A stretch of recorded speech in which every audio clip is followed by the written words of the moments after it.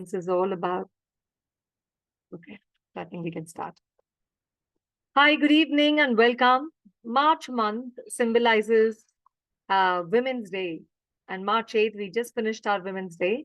Not that we don't have to celebrate women throughout the year, but this month and that day is dedicated to take time and celebrate, just like our birthdays. Right? There's a specific day that we take time to sort of reflect, pause, and then see what really who we are and what we need to do. So this month we thought we'll reach out to women who are extraordinary, and extraordinary not because of big fears they have done, but is about how they have held themselves in all adversities and becoming a champion for life. And one such person we have as a guest today, and that is Pragya Prasoon. I actually first time I met her face to face live in Delhi when she had come to receive an award. I was so mesmerized about her and the way she carried herself and the way she narrated the story. Generally, when you meet women who go through a lot and then they become speakers or motivational inspirers and stuff, you'll always feel a tinge of sadness and there's a stagnance of overwhelmness. That was very different for me with Pragna. There was victory in her story, the way she narrated. Every moment she told a story on that stage, I felt like it was march towards victory. There was no sadness, there was only empowerment. There was something that excited you that it's okay, there's still so much more to do. So, Pragna, when I thought of this month and we were putting up a list of people, you were the first woman we invited for this month to be here. And we are so excited to know about you and your foundation, and of course, the topic of resilience. Just to give you a little introduction to our viewers and you, we run an organization called Radical Edge Learning Consultants, and all our programs foundationally are based on emotional intelligence.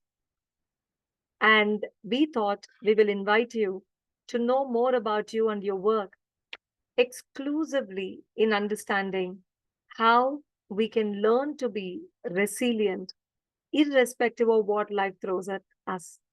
So we are humbled, honored, and excited to host you here today and really look forward to listening to what you have to say.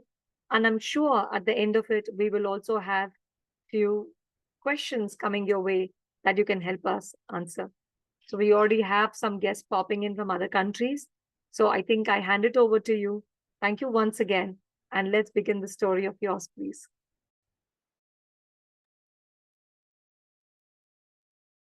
Thank you so much, Vanita, for this warm introduction. And I feel glad that, uh, uh, coming back to people and meeting them again, and knowing that, what they have done in their life and how we can, just by connecting, we can, do so much awareness and, change lives.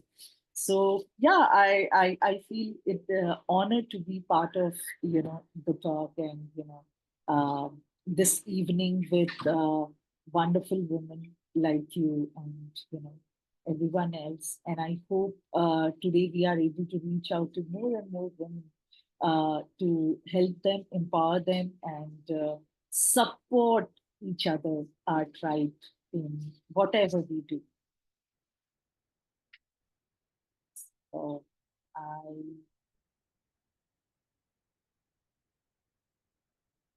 would like to share. Please tell me if the slides are visible. Absolutely, yes.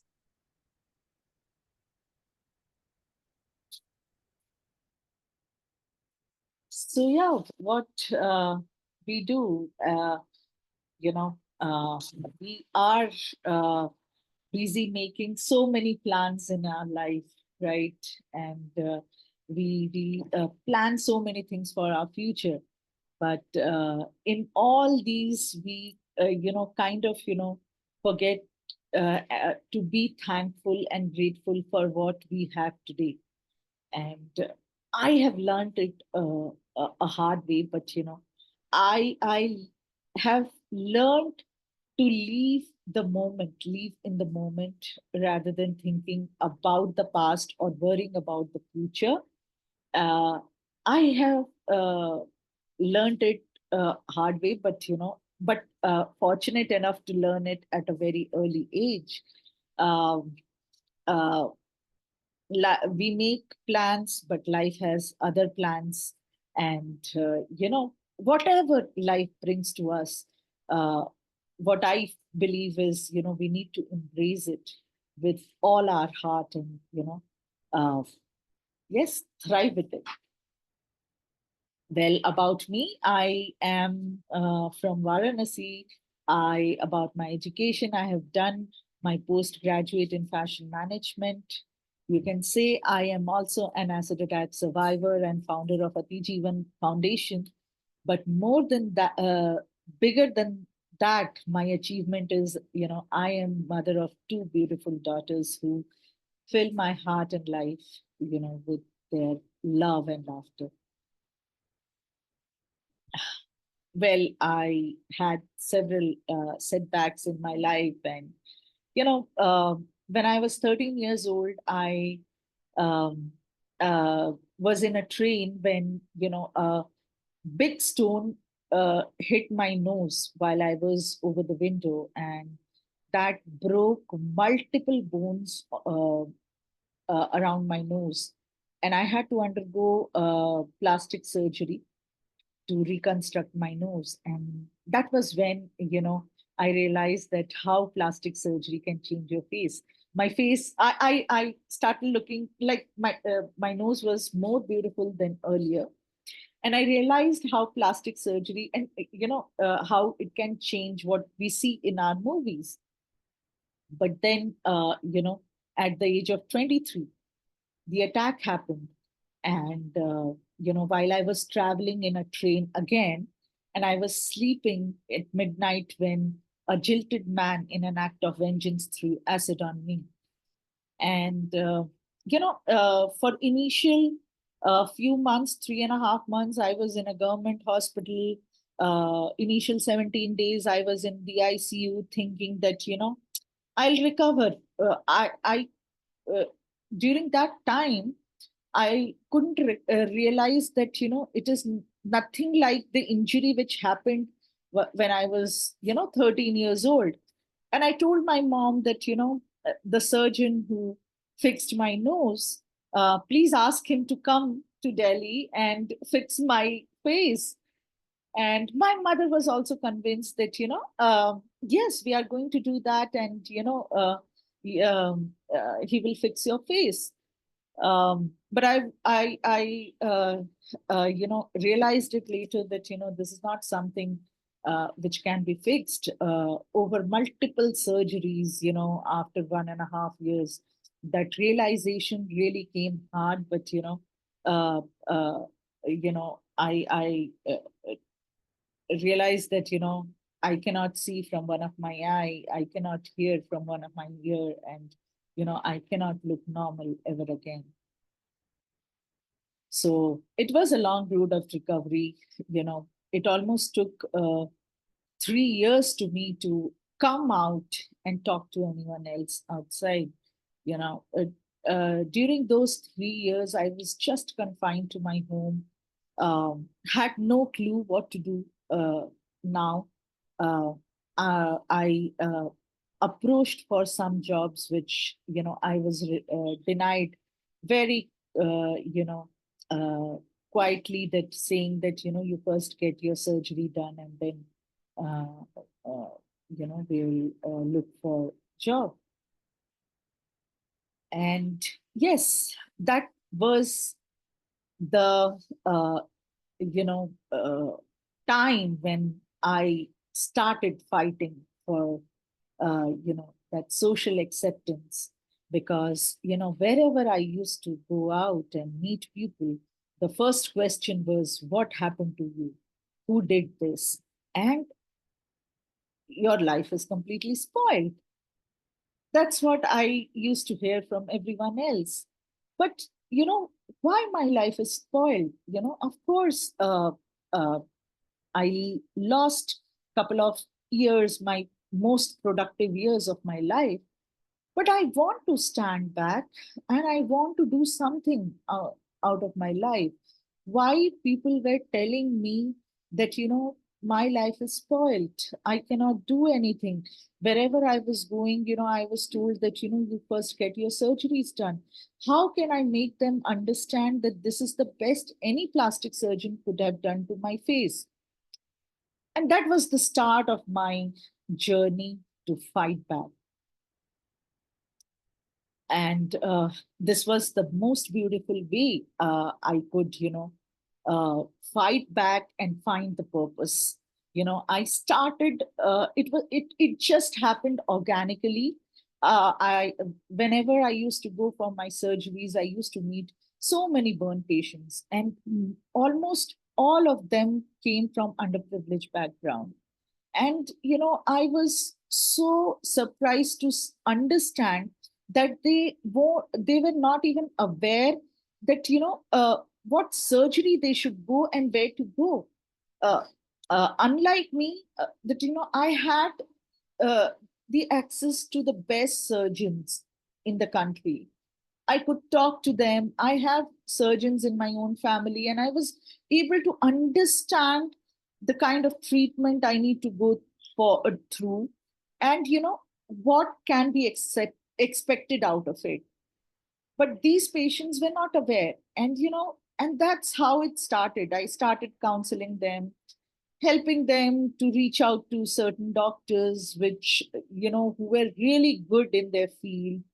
And that's how it started. But Atijeevan uh, came much later in 2013, uh, with a purpose to provide them free of cost reconstructive surgeries. Because no matter how much you counsel them, no matter how much you connect them to the doctors, uh, eventually they end up doing surgeries at a smaller hospitals or a government hospital, where the quality of surgery was not happening, and hence the recovery was delayed. So and the only question which came back is, didi kaun paise dega? बहुत पैसे लगते हैं, so much of money is needed for those reconstructive surgeries. And that's how Ati Jeevan started. I wanted to provide them quality surgeries, and I started with one surgery, specialized eye surgery, then two, then three. And today I can proudly say that we have done more than 300 surgeries for patients. So this was the start, and there was no looking back after that. We did so many things, not only surgeries, non-surgical treatment. These are the groups we collaborated and did camp. The group where we did all sort of eye testing, skill development, skill training, everything what is needed to empower these women. And yes, the lives were changed. The one who was not coming out from the home, I was able to take them, bring them back in the society. The girl in blue t-shirt, she is Deepmala. She uh, she had, I don't know how many surgeries, more than 40 surgeries for her eyes. Today, she has little bit of vision, and she is a teacher in a school, primary school. Tuba, there on the top with dupatta over her head, she is doing her MBBS. And I'm so proud of her. She is, she struggled, like tried and tried. There was one instant when I told her that you can still uh, go for any other course like B Pharma or anything else. She told, no, I have to do MBBS. And she and while the time she was preparing for MBBS and going through the NEET exam, she also completed her BSc. And after preparing for 4 years, she ended up in a college, and she is now in her fourth year of MBBS. Reshma, she also lost vision after the attack, and uh, after multiple surgeries, she got vision. Uh, we got her trained in computer skills. We got her placed. We got her married to a wonderful man, and she today she has a 4-year-old son. They are living happily in Noida. There are other girls, this beautiful girl, along with other ladies. She is a fighter. She supports her mother. She is, an achiever, and her mother is an acid attack survivor, and she always tells that, "Mama, don't worry, I will do best in my school, and I will. Uh, it's just a matter of few years, and I will support you in everything. I'll get your surgeries done." So these are the brave, girls we are trying to build. So every time we see that, women, there are so many gender-based biases and challenges for women in our society, especially gender-based, and talking about stereotyping women, and telling that you uh, uh, the appearance of a woman matters a lot. And what happens when you're not beautiful, or you're not of certain color, or doesn't belong to certain category. So there are so many challenges for women. Unequal opportunities, of course. We see biases against appearance, and for an acid attack survivors, it just 10x of what you know uh, we see as women. And what can we do about it? Uh, you know, the least we can do is to support our tribe, support each other in whatever, you know, we are doing, or, somebody else is doing. Uh, I always feel that, just talking to someone, or listening to someone, or someone's idea gives so much of strength. And I have seen that, just uh, navigating workplace biases, talking about standing up for somebody, who is not talking about herself, not speaking up for herself, is so huge thing to do, you know.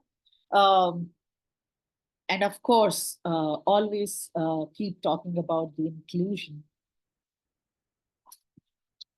For an acid attack survivors, as I said, the challenges are 10x.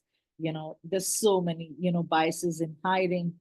When I went to my first job interview, you know, uh, rather than asking about my qualification, the questions were, what happened to you, why this happened, who is the perpetrator, all these questions, rather than asking about my qualification, my skill. These were the questions I was always, put into whenever I went to any kind of interview, or for anything.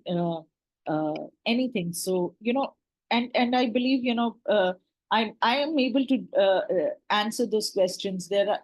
I have seen the girls, the survivors, who don't even know how to answer these questions, and they feel like numb, and they are uh, blank. They don't know what to talk, and there's no support from the other side, you know there are just questions and curiosity. I completely understand that people will be curious, but you need to understand the mindset, or the challenges any survivor faces.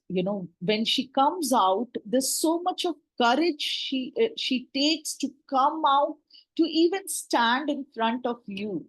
And then when you are questioning her, asking her with these kind of questions, or what happened to you, it just uh, pulls her back into the same memory, which she always wants to forget. And of course, there is workplace discrimination. So far, we have been able to do more than 50 placements, and almost to all of them, for the survivors I'm talking about. And, everywhere we see that, uh, they say that, Didi, मैं अकेले खाती हूँ, lunch में अकेले करती हूँ. I do lunch all alone because nobody sits with me, nobody talks to me. And whenever they are even talking, they are talking about uh, about you know her life and what she does. And just we can always include them in normal general conversation, not always about what has happened to her. We can always include them for the conversation, about the work, what about about the future, what they want to do, rather than digging the past. And this is always a setback for any, uh, I would say, any survivor of gender based violence, because this is something which she will never want to talk about, or be reluctant to talk about it with certain people. uh, uh, Customer face roles are always denied. Yes. There was an instant when I, in hospitality sector, we were able to, in 2017, we were able to place 5 of our girls. And, there were girls who were highly qualified MBAs. And, then I asked them to, provide them some good opportunity. And what I was told that, we cannot place them where any kind of customer facing roles, because our customer will feel uncomfortable about it. So where are we lacking? you know the awareness is not there. Of course, from 2017 till 2025, I agree that we have come a long way, and there's more awareness thanks to the social media. But still there's lack of acceptance in our society. Why customer I don't understand why customers are uncomfortable till date. And of course, there is lack of accessibility and support. There's no counseling. There is no workplace, counseling available for the survivors, or any, people with gender-based violence. So these are the challenges for acid attack survivors. And what can we do? We can, of course, change the narrative. We can, of course, change how we look at the victim. You know, she is someone. She is a warrior. We can always talk about what she has achieved in her life, in spite of whatever setback she had. And we can change that narrative from a victim to a warrior. And of course, sensitize our employees and employers, because that is something. I always, whenever we place our girl in any at any corporate, for any job, we always sensitize the leadership team.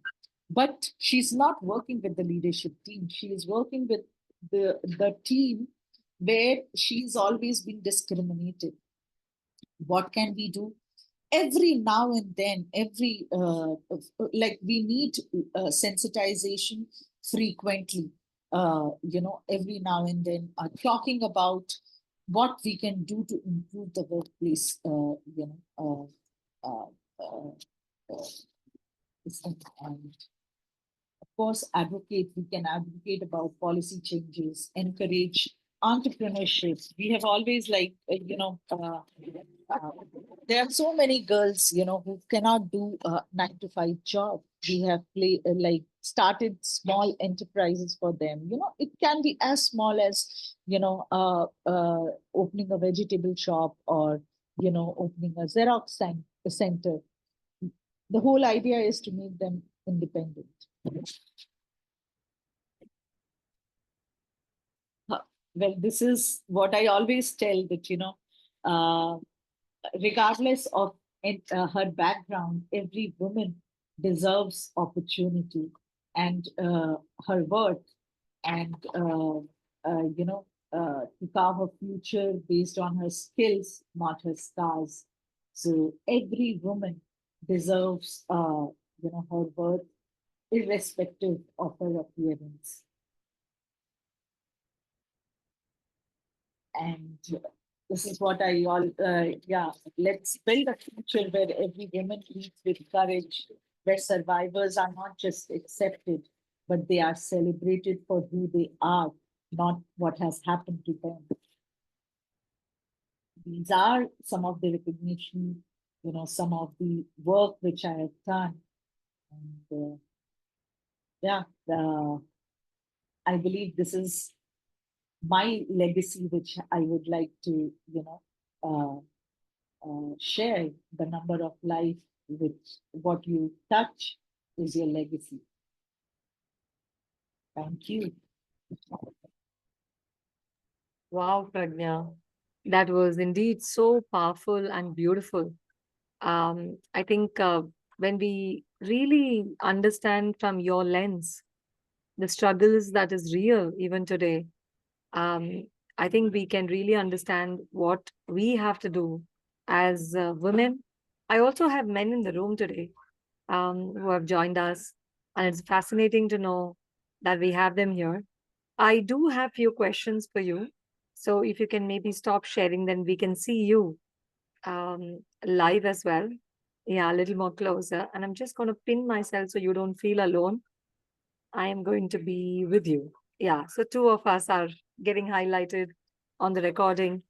And there were so many snippets of your life that you shared today with us, especially right from the 13-year-old incident of nose. That nose breaking was fascinating for you. It made you look beautiful. It gave you a nose that you felt like, wow, what can plastic surgery do? But when this happened, it really topsy turvy the way you think, the way things happen, and things. So, two things I'm going to ask you, Pragna. One is your women, the women that you're empowering and getting them to the workplaces. I want to know a little more about what do you want as a message for the corporates, because a lot of corporates would be watching this video as well when we post it.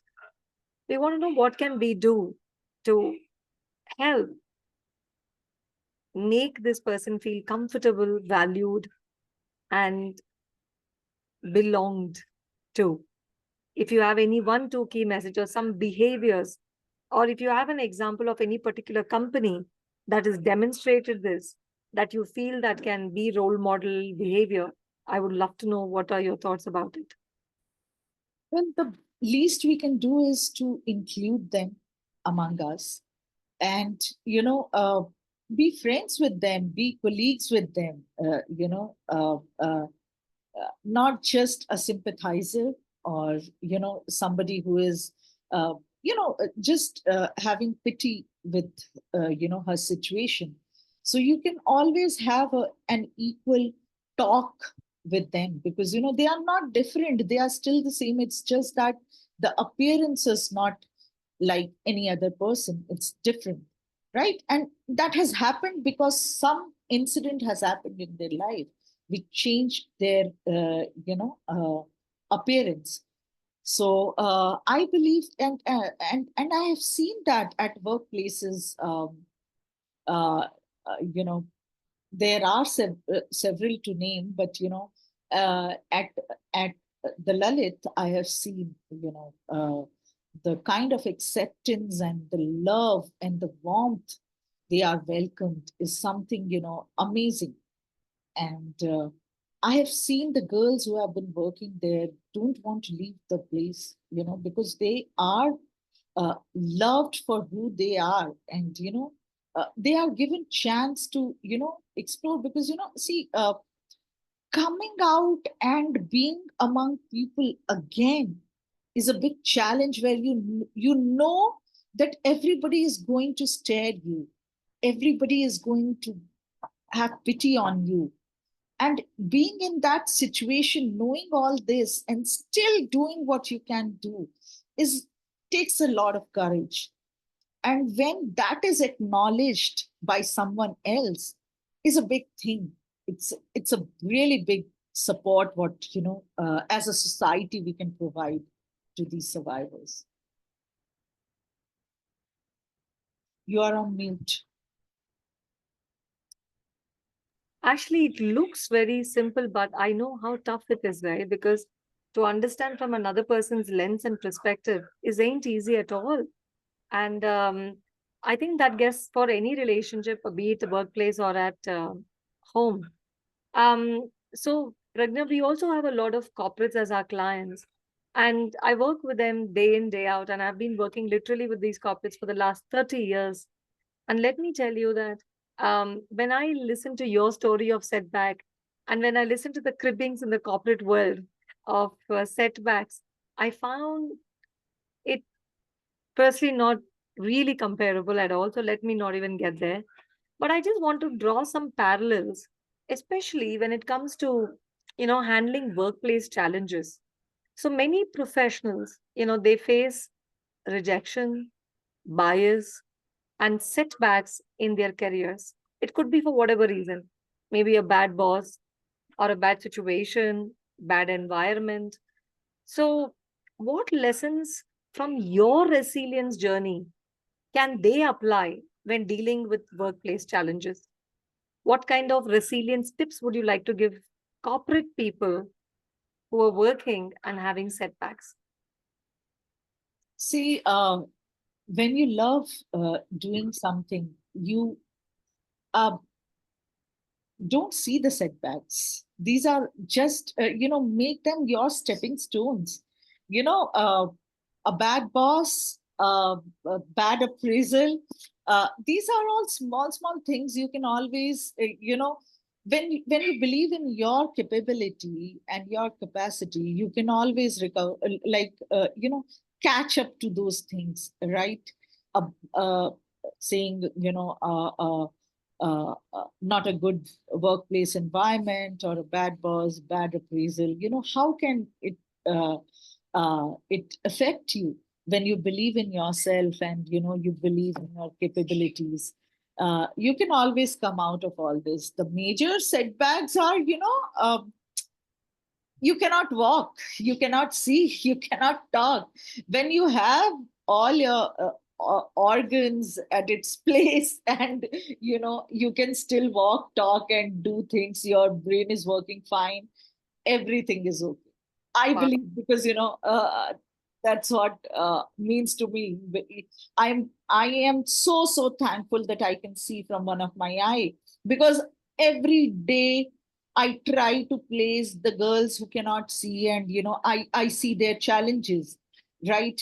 There are girls who cannot go out alone, or because of their visual impairment, or they cannot see, or because of lack of confidence.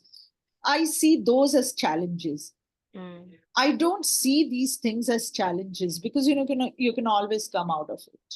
You just need, if you Yeah. believe in yourself. Wow. You really, make us deeply think today because these are things which most of us take it for granted. I seldom see anyone acknowledging every day that I'm able to see thank you. I'm able to hear thank you. I hardly see people do it. And that's very true.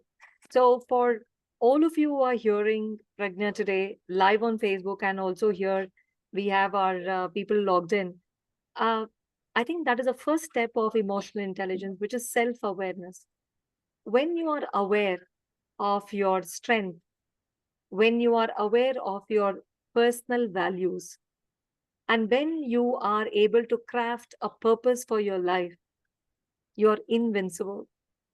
And anything that comes your way, be it a bad appraisal or a bad boss or bad situation at workplace, if you know who you are, if you stand by your values, they anchor you strongly in the life storms. So I think that's something that you need to really take from Pragna, what she said. And the second thing, what I loved what Pragna said is about acknowledging and being grateful. And that's why It's we your call word. it vitamin G, right? The gratitude is like a vitamin to your body. The more you keep saying that, talking about it, feel it, and acknowledge that gratefulness, you hardly get any diseases and you're happy as a person. Because I think fundamentally what we need, we already have it. So if you don't acknowledge that, then we are really then going for things that are maybe not important for us to, lead a good life. Thank you so much for bringing those 2 points, Pragna. The other question, again, when I work with corporates, is pressure. There's tremendous pressure everywhere. I really mean it. Like there's pressure in any organization that I work with, honestly, be you're an entrepreneur or in corporate. So they hesitate to speak up when they're going through high stress. How do you develop the confidence to own your voice? When was the first time you came out and made a voice for yourself? So it's just not, see, there are many acid survivors, in India, but there are very few like you who have created a voice, who have made people hear them. You have also found Atijeevan, a foundation for women like you who can get empowered, who can feel belonged to. So I want to know, out of all these high stress things that you were going through personally for a year and a half, oh my God, what did you do to build that confidence that people hear you? How did it start? Because I think that journey we missed in your interaction and story. Maybe if you could just tell us how you can create a voice, and especially for our corporate employees, how can they create a voice for setting up boundaries? Because you won't believe, like today I was telling someone, you don't have to sacrifice your lunch to attend a meeting. You are earning to have a great meal. And if you're sacrificing lunch, you're not even having lunch throughout the day. What's the point of working? So I'm not getting this whole twisted feeling. So just to summarize my question to you, how can people make a voice, get them heard, and make our people understand their struggles and stressful situations? Um, I was an introvert girl till the time this happened to me, and till the time you know, at the age of 26 when I had my elder daughter. Um, the first courage which I took is to take her out to to a park where people used to stare me, ask me several questions, and the children used to get scared of me. That was the first courageous step which I took. And then step by step, one thing at a time, I would say, I start going to, other places with my daughter. And that everything apart, the smile on her face during those times, when she was out or meeting people, gave me that, courage to do more. And the same started when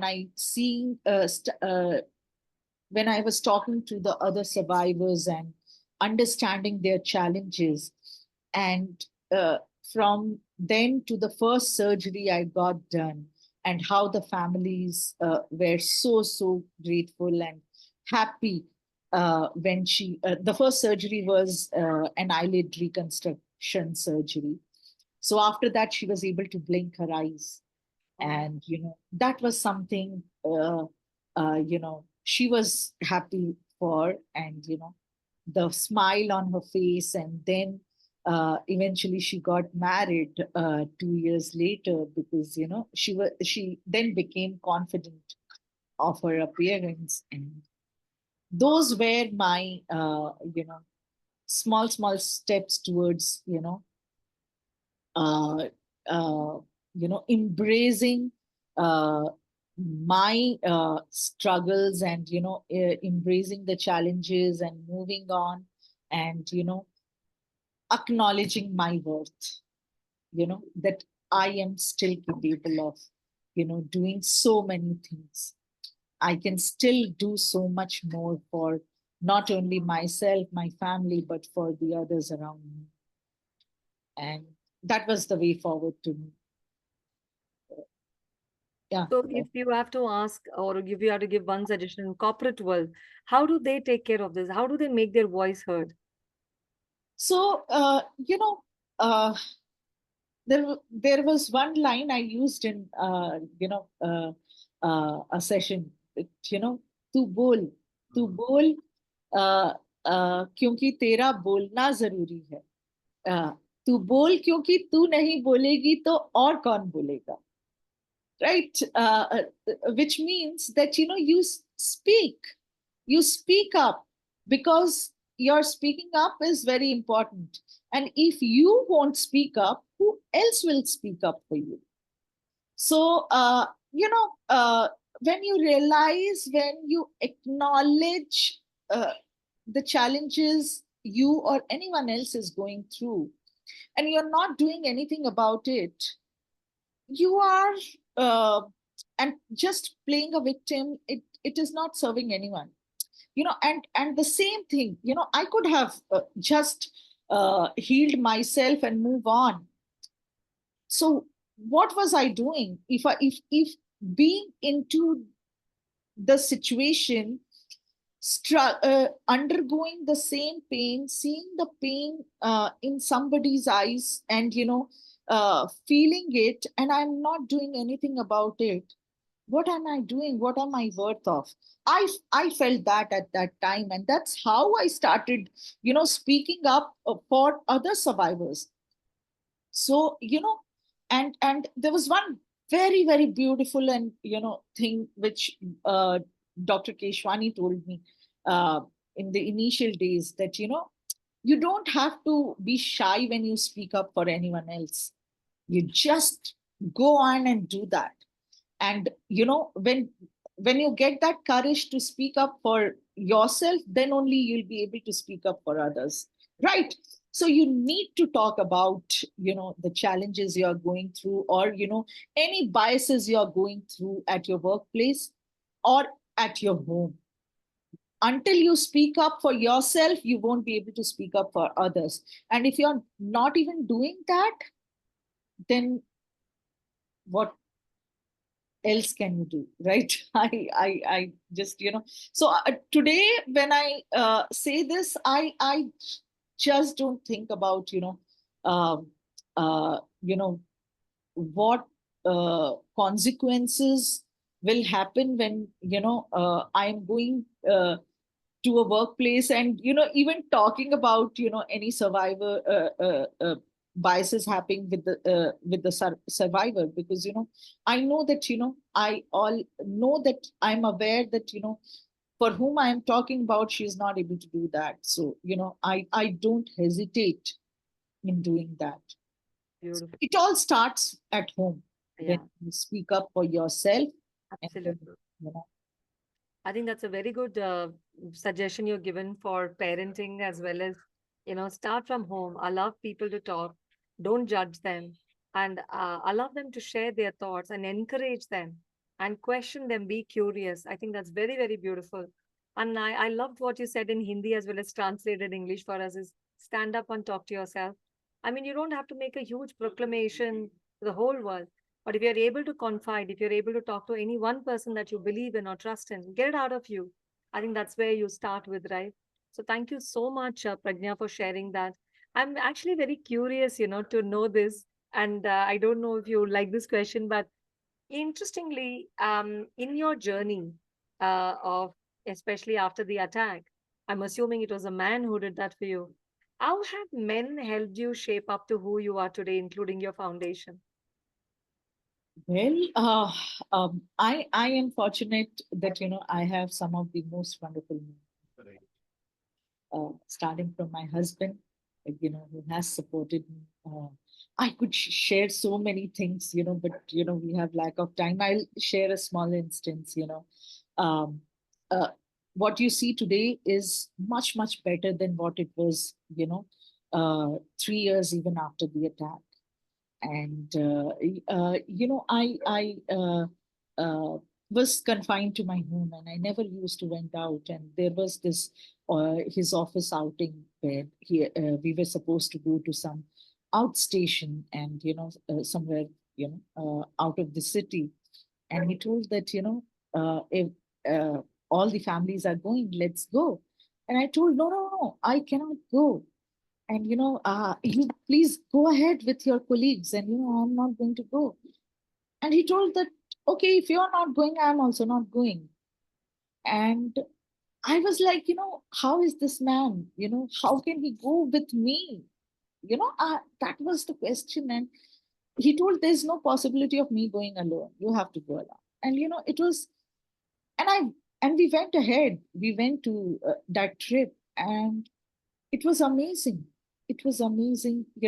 I really, after 3 years, I really enjoyed those 2 days, first time in my life. You know, we had jungle safari and all those things. And it was like after 3 years, I came out. And that's how men in my life have supported me.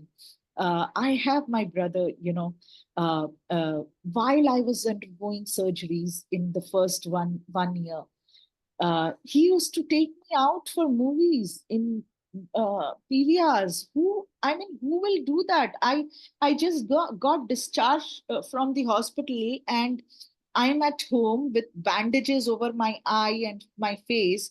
And he's telling me to watch movie because it is Shah Rukh Khan's movie, and he knows that I am big Shah Rukh Khan fan, and he tells that let's go and watch movie.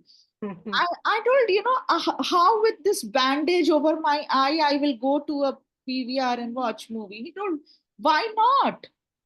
Why not? It never affected him. Yeah. So that is how you support, how you support somebody who is not having that confidence to go out, right? I have my father, like my father once told me that, I initially I used to cry a lot when this happened. And, that realization that my face has become like this. And my father once told me that, one night I was just crying, crying, crying.